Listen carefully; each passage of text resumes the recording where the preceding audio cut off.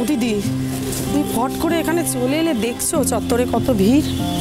কি বলছো মানুষীদি? অনুরাগের আজ এরকম একটা বিপদ, আর আমি মায়ের কাছে একটু প্রার্থনা করতে আসবো না? না দিদি, আমি সে কথা বলিনি। তোমার একবার থানায় জানিয়ে আসা উচিত ছিল না যে তুমি এখানে আসছো। বলো। আমার ভালো লাগছে না এসব কথা মানুষীদি। সত্যি কথা, আমি না এবার একটা সাধারণ জীবন চাই। কি যে বলো দিদি, তুমি সাধারণভাবে বাঁচতে চাইলে লোকে তোমাকে সাধারণভাবে নেবে কেন বলো? তোমার এখন চারিদিকে কত নাম ডাক যশ খ্যাতি, লোকে তোমাকে এখন ছুঁতে চাইবে, কথা বলতে চাইবে, তোমাকে দেখতে চাইবে। তাই ভালো লাগছে না মানুষীদি, এইসব কথা এখন আর ভালো লাগছে না। তুমি বলো না এই কথাগুলো এখন। আমি বুঝতে পারছি দিদি, আমি শুধু ভয় পাচ্ছি চত্বরে এত ভিড়, কেউ যদি জানতে পারে, বুঝতে পারে যে তুমি এসছো। চিন্তা করো না, আমি ঠিক ঠিক কথা বলে নেব।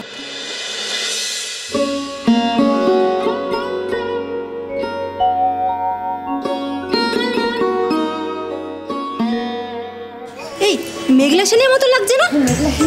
মেঘলা সেন কি? মেঘলা সেনই তো। মেঘলা সেনের মতো আবার কে? নির্ঘাত মেঘলা সেন। আর এই কাগজে লেখালেখি হচ্ছিল ওর স্বামীর জন্যে, তাই বোধহয় মন্দিরে পুজো দিতে এসছে।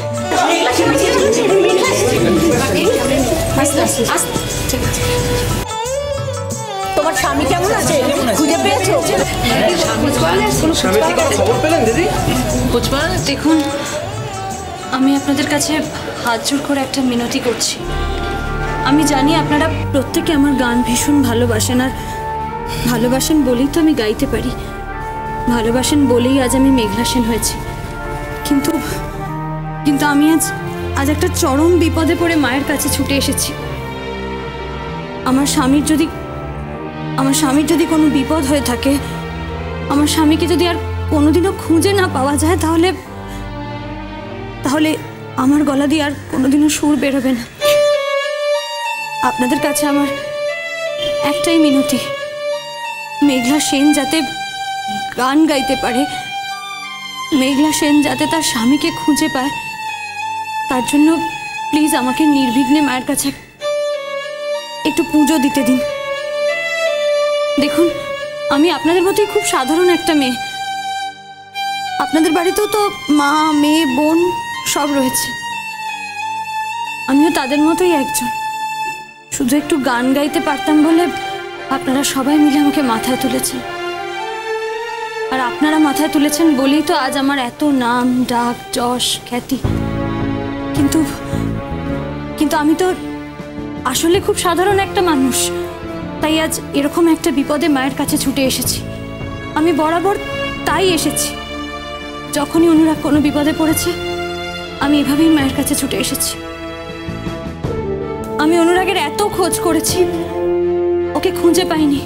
শুধু আমি তো না, পুলিশও তো খোঁজ করছে। কিন্তু আপনার একটা কথা বলুন তো, একটা অ্যাক্সিডেন্টের জায়গা থেকে একটা মানুষ কি উধাও হয়ে যেতে পারে? ওর কোনো ট্রেস নেই। দেখুন, আমি মায়ের কাছে প্রার্থনা করছি যাতে যত তাড়াতাড়ি সম্ভব অনুরাগকে খুঁজে পাওয়া যায়।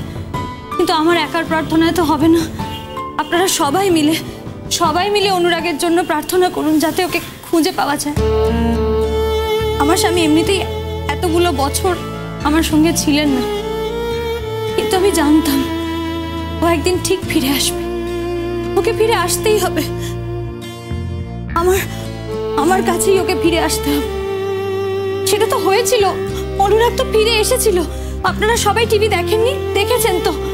অনুরাগ তো গান গেয়েছে আমার সাথে, মানুষীদি এক মঞ্চে দাঁড়িয়ে গান গেয়েছে। কিন্তু আমাদের দুজনের এত অভিমান, কাছে এসেও কেউ একে অপরের কাছে আসতে পারিনি। যে গান গেয়ে আমরা একে অপরের কাছে এসেছিলাম, এই ছাড়াছাড়ির সময়ও কিন্তু সেই গান আমাদেরকে এক সুরে বেঁধে রেখেছিল। আচ্ছা, যে মানুষটার সাথে প্রাণের সম্পর্ক, যে মানুষটার সাথে হৃদয়ের সম্পর্ক, তার সাথেই তো অভিমান করা চলে, তাই না? আমার মনে হয় ভগবান সেই শাস্তি দিয়েছেন আমাদের। অনুরাগের গাড়িটা এইভাবে অ্যাক্সিডেন্ট করেছে, ওকে কোথাও খুঁজে পাওয়া যাচ্ছে না, কেউ জানে না ও কোথায়। আমি যদি আমার অনুরাগকে খুঁজে না পাই, যার জন্য গান গাই, তাকে যদি আর কোনোদিনও না পাই, আমি আর গান গাইতে পারবো না। আমি আমি মায়ের কাছে সেই কারণেই এসেছি, আমার অনুরাগকে যেন উনি খুঁজে দেন। কিন্তু আমার একার আরতিতে তো হবে না, আপনাদের আপনাদের সবাই সবার সবার আরতির প্রয়োজন আমার। শুধু মায়ের আশীর্বাদ নয়, আপনাদের সবার আশীর্বাদ চাই, যাতে আমি আমার স্বামীকে খুঁজে পাই, আমি ওর সাথে আবার সংসার করতে পারি।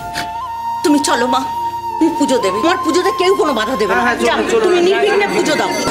শুনুন, আপনি পুজো দেবেন, শুনুন।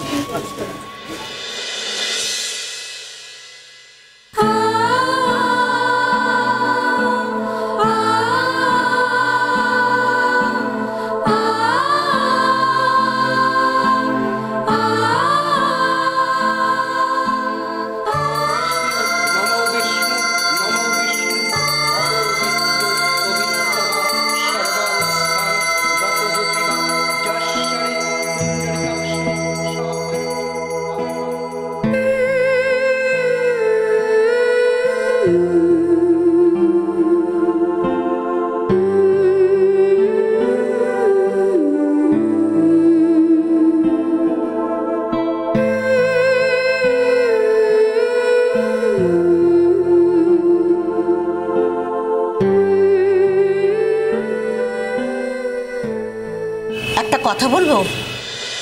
হ্যাঁ মাসিমা, বলুন। মা গো, তোমরা তো দুজন দুজনকে গানের মধ্যেই পেয়েছিলে। তোমাদের কত গল্প কাগজে পড়েছি, ম্যাগাজিনে পড়েছি, সেখানে তো তাই লেখা ছিল। তাই আমি বলি কি, তুমি ঠাকুরের কাছে বসে পুজো করছো, বেশ করেছো। ঠাকুরকে মন দিয়ে ডাকছো, বেশ করেছো। তার সঙ্গে তুমি একটা গান গাও, দেখবে অনুরাগ যেখানেই থাকুক ঠিক তোমার গান শুনতে পাবে। আর শুনতে পেলে ও তোমার কাছে ফিরে না এসে পারবে না। হ্যাঁ, দয়া করে আপনি একটা গান করুন, দয়া করে আপনি আপনি এখানে বসে গান করুন, দেখবেন আপনার গানের সুরেই আপনি আপনার স্বামীকে খুঁজে পাবেন। কিন্তু কিন্তু আমার যে গলা দিয়ে সুর বের হচ্ছে না, আমার তো মনে হচ্ছে আমি আর কোনোদিনও গান গাইতে পারবো না। আপনি গান গাইতে চেষ্টা করুন, দেখবেন গান গাইতে গিয়ে আপনি কেঁদে ফেলেছেন, আর সেই গানই হবে সব থেকে ভালো গান। নিন, আমরা সবাই মিলে আপনাকে ঘিরে থাকছি, কেউ ডিস্টার্ব করবো না। আপনি এক মনে মায়ের কাছে চোখ বুজে নিজের স্বামীর কথা ভেবে স্বামীর জন্য গান গান। মনে করো এই গান শুনলে তোমার স্বামী যেখানেই থাকুক তোমার কাছে ছুটে আসবে। তুমি এমন ভাবে সেই আরতি করে গান গাইবে যেখানে তোমার স্বামীর কানে গিয়ে সেই গান পৌঁছবে। দিদি, ও দিদি, সবাই যখন গান গাইতে বলছে আবার গাও না গো দিদি। হতে হতে পারে তোমার গানে তুষ্ট হয়ে ঠাকুর তোমাকে তোমার স্বামীকে ফিরিয়ে দেবে। মানুষ দিয়ে আমি পারছি না, আমার মনে হচ্ছে আমার গলা দিয়ে কোনো আওয়াজ বেরোবে না। মানুষ দিয়ে আমার গলা থেকে সুর চলে গেছে। কিচ্ছু যায়নি, পারবে। একবার চেষ্টা তো করো, না হয় না পারবে, কাঁদবে তুমি। সে কান্নার মধ্যেও তো একটা সুর আছে দিদি, ওটার মধ্যেও তো একটা গান আছে গো। কান্নার মতো বড় সঙ্গীতা কি আছে বলো তো জীবনে? তাছাড়া সবাই যখন বলছে, সবার আশীর্বাদ আছে তো তোমার জন্য, তুমি ঠিক পাবে। ধরো না দিদি, ধরো, চেষ্টা করো, গাও, তুমি ঠিক পারবে। ওদের আশীর্বাদে তুমি ঠিক গান গাইতে পারো। গাও গাও, তুমি বলছি গাও।